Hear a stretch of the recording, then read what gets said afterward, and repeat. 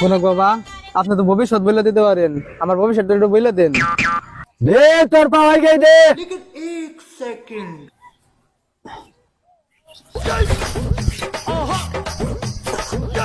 দিয়া